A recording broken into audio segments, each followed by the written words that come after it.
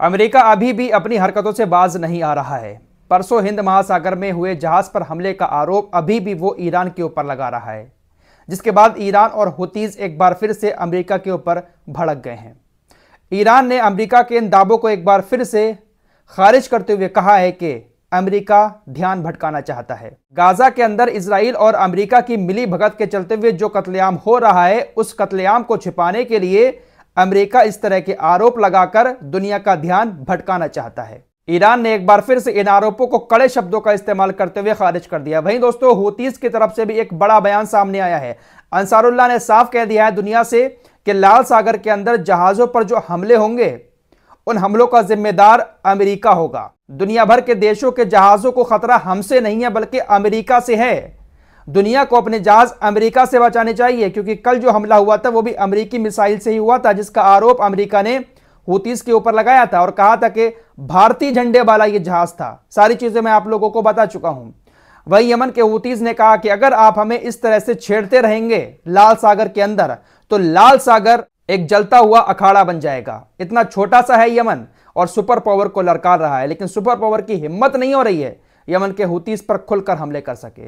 मेरे दोस्तों, जो और देश हैं इस्लामिक देश, अगर थोड़ा सा भी आगे बढ़ जाए ना और थोड़ा सा सहारा इन संगठनों को दे दें, तो सुपर पावर कहने वालों की हवा निकल जाएगी। यमन के अंसारुल्लाह ने एक बड़ी जानकारी देते हुए कहा है कि हमने अपने 20,000 सैनिकों को अभी अभी ट्रेनिंग दी है और इन 20,000 सैनिकों को हम गाजा में तैनात करना चाहते हैं। हमारे 20,000 सैनिक गाजा में तैनात होने के लिए पूरी तरह से तैयार बैठे हैं, लेकिन हम इंतजार में हैं कि हमें गाजा तक पहुंचने का रास्ता कहां से मिलेगा। अंसारुल्लाह ने इन 20,000 सैनिकों को ग्राउंड पर लड़ाई करने के लिए तैयार कर लिया है। वहीं दोस्तों, मिस्र ने हमास के सामने इजराइल की तरफ से एक नया प्रस्ताव पेश किया।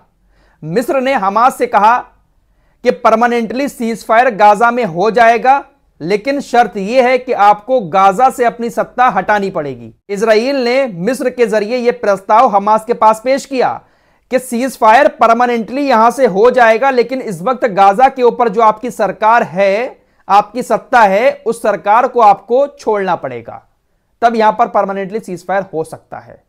यह मिस्र प्रस्ताव रख रहा है हमास के सामने, लेकिन हमास के टॉप लीडर इस्माइल हानिये ने इस प्रस्ताव को पूरी तरह से खारिज कर दिया। साफ कह दिया कि गाजा हमारा है और यहां पर हमारी सरकार थी और हमेशा चलती रहेगी। तो देख रहे हो इन इस्लामिक देशों का हाल। गाजा को छोड़ने के लिए हमास को तो राजी कर रहे हैं कि आप गाजा को छोड़कर चले जाओ, सत्ता हटा लो यहां से, लेकिन किसी का बस इजराइल के ऊपर और अमेरिका के ऊपर नहीं चल रहा है।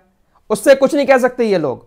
मैं आपको लास्ट वीडियो में बता चुका हूं, मिस्र की सेना को हटा रहा है इजराइल पीछे। गाजा के बॉर्डर पर जो मिस्र की सेना है, वो तो हमास जैसे संगठन वहां पर मौजूद है, वरना इन इस्लामिक देशों को तो कब की औकात दिखा दी होती इजराइल ने, और गुलाम बना ही रखा है इन लोगों को इजराइल ने पहले से ही। वहीं यूएई को लेकर इजरायली दैनिक अखबार ने एक बात लिखी है कि यूएई फिलिस्तीन के अंदर पर्दे के पीछे से एक बहुत महत्वपूर्ण भूमिका निभा रहा है। अब वो किस रूप में भूमिका निभा रहा है, ये आप लोग जानते ही हैं। यूएई और इजराइल के कितने गहरे संबंध हैं, तो पर्दे के पीछे से वो किसको सपोर्ट करता होगा, यह बताने की जरूरत नहीं है। दोस्तों, लास्ट वीडियो में मैंने आपको एक रिपोर्ट दिखाई थी जहां पर आपको बताया था कि इजराइल को इस जंग में बहुत बड़ा नुकसान हो चुका है। अब इसी नुकसान के चलते हुए इजरायली शासन का जो वित्त मंत्री है, उसने कहा है कि हमारे ऊपर बहुत ज्यादा कर्जा हो चुका है, अर्थव्यवस्था पूरी तरह से लड़खड़ा गई है, जिसकी वजह से हमारे शासन के जो एक्स्ट्रा दूतावास दूसरे देशों में बने हुए हैं, उनको हम बंद कर रहे हैं।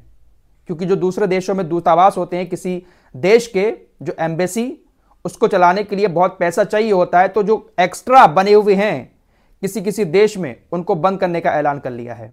वहीं दोस्तों, इजरायली मीडिया ने एक बड़ी जानकारी देते हुए कहा है कि इस युद्ध में अब तक इजराइल के जितने सैनिक मरे हैं, उसमें से 27% बहुत बड़े अधिकारी थे। हमास के साथ जमीनी लड़ाई में सेना के 3 ब्रिगेड कमांडर, 4 बटालियन कमांडर और बहुत सारे बड़े बड़े अधिकारी मारे जा चुके हैं। इजरायली मीडिया ने बताया कि इजराइल की जो नाहल ब्रिगेड है, जिसको गश्ती दल भी कहते हैं, उसने अपना पूरा नेतृत्व खो दिया है। जो भी बड़े बड़े अधिकारी थे वो सारे मारे जा चुके हैं। साथ ही साथ जिस गोलानी ब्रिगेड के बारे में मैंने आपको बताया था कि जो गाजा से अब वापस जा चुकी है, उसकी भी 13वीं बटालियन के बहुत बड़े बड़े अधिकारी इस जंग में मारे जा चुके हैं।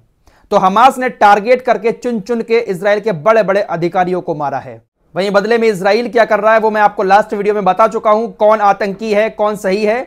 जिन लोगों ने वीडियो नहीं देखी है जाकर देख लेना। मैंने उसमें खबर दी थी आपको कि कल रात एक हमला किया इजरायली सेना ने रिफ्यूजी कैंप पर, जहां पर 78 लोग मारे गए थे। अब संख्या बढ़ गई है, बहुत सारे घायल हो गए थे, तो अब संख्या 100 हो चुकी है। पिछले 24 घंटे के अंदर 169 लोग इजरायली सेना ने फिलिस्तीन के मार दिए हैं। टाइम्स मैगजीन के बारे में आपने सुना ही होगा। इस मैगजीन ने अपने फ्रंट पेज पर नेतन्याहू की तस्वीर के साथ बहुत सारे बच्चों की तस्वीर भी छापी है और टाइटल दिया है किलर ऑफ द ईयर। दोस्तों, ये किलर ऑफ द ईयर नहीं है, बल्कि आने वाले कई सालों तक इतना बड़ा किलर शायद ही कोई हो जो बच्चों और महिलाओं को मारता हो। दोस्तों, इजराइल और हमास की जंग में कई सारी बड़ी बड़ी कंपनीज भी एक्सपोज हो गई हैं। जहां एक तरफ ज़ारा ने फिलिस्तीन के बच्चों की मौत का मजाक उड़ाया था, पूरी दुनिया में बॉयकॉट हुआ, उसके बाद माफी मांग ली। स्टारबक्स ने भी सपोर्ट किया था इजराइल के कत्लेआम का, पूरी दुनिया में बॉयकॉट हुआ, उसने भी माफी मांग ली। अब एक और नया मामला सामने आया है, सोशल मीडिया पर काफी चर्चा है इस चीज की। जॉनसन्स एंड जॉनसन्स, जिसके बहुत सारे बेबी शैम्पू आते हैं, बेबी सोप आते हैं, जॉनसन्स एंड जॉनसन्स के वाइस प्रेसिडेंट, इसकी एक पोस्ट सोशल मीडिया पर वायरल हो रही है जिसमें यह लिखा हुआ है कि गाजा के सभी लोगों को मारना आवश्यकता है। इस पोस्ट में लिखा है कि यदि ऐसा है तो अब मैं समझ गया हूं कि बमबारी क्यों होती है, खत्म कर दो सभी को। बाइबल में लिखा है कि भगवान ने इजराइल को निम्नलिखित आदेश दिए, अब जाओ और पूरे अमालेकी राष्ट्र को पूरी तरह से नष्ट कर दो, पुरुष, महिलाएं, बच्चे, मवेशी, भेड़, बकरी, ऊंट, गधे। यह शायद फिलिस्तीनियों के संबंध में बीबी को प्रभु से प्राप्त आदेश है। जॉनसन्स एंड जॉनसन्स के वाइस प्रेसिडेंट ने यह कहा कि बाइबल में लिखा हुआ है और यह आदेश इजरायलियों को मिले हुए हैं कि फिलिस्तीनियों को जाकर मारो, उनके बच्चों को मारो, मवेशियों को मारो। यह बात इसने बाइबल का हवाला देकर लिखी है। यह पोस्ट सोशल मीडिया पर काफी वायरल हो रही है, लोग कंपनी को टैग कर रहे हैं। क्या यह आपकी कंपनी का स्टेटमेंट है या इसका निजी विचार है? इस वाइस प्रेसिडेंट का नाम है डॉक्टर सैम माल्डोनाडो। तो जब ऐसी गंदी सोच के लोग किसी कंपनी में होते हैं तो उस कंपनी का बेड़ा गर्क हो जाता है। ज़ारा का हाल देखो क्या हुआ, बहुत बुरा बॉयकॉट हुआ था। स्टारबक्स को $12 बिलियन का नुकसान हुआ तो वो हिजाबी लड़के को ढूंढने लगा अपने एड के लिए। दोस्तों, इजराइल अपनी मर्जी के मुताबिक जब चाहता है गाजा के आम लोगों को मार देता है, लेकिन अफसोस होता है इस बात का कि अभी भी ये अरबी मुल्क खामोशी के साथ ये तमाशा देख रहे हैं। दोस्तों, कल शाम इजरायली सेना ने कुछ पर्चे गिराए थे। गाजा में जो पर्चे गिराए उस पर लिखा हुआ था कि आप इस वक्त एक युद्ध के क्षेत्र में हैं, आप अपनी जान बचाने के लिए दीरल बाला में जाएं। दीरल बाला एक सेफ जोन है, आप वहां पर जाकर अपनी जान बचा सकते हैं, क्योंकि आप इस वक्त जिस जगह पर हैं यह युद्ध क्षेत्र बना हुआ है और यहां पर हम हमला कर सकते हैं। काफी सारे लोग इन पर्चों को देखने के बाद दीरल बाला की तरफ चले गए, लेकिन जो रात हमला हुआ है जिसमें 100 से ज्यादा लोग मारे गए हैं वो उसी एरिया में हमला हुआ है। तो इजरायली सेना ने पहले सेफ जोन में जाने के लिए कह दिया लोगों से, लोग वहां पर पहुंचे तो वहीं पर जाकर एक एयर स्ट्राइक कर दी और इतने सारे लोग मारे गए। तो क्या भरोसा इन लोगों का। तो फिलहाल इस रिपोर्ट में इतना ही, मिलते हैं कुछ और खबरों के साथ, तब तक के लिए अपना ख्याल रखिए।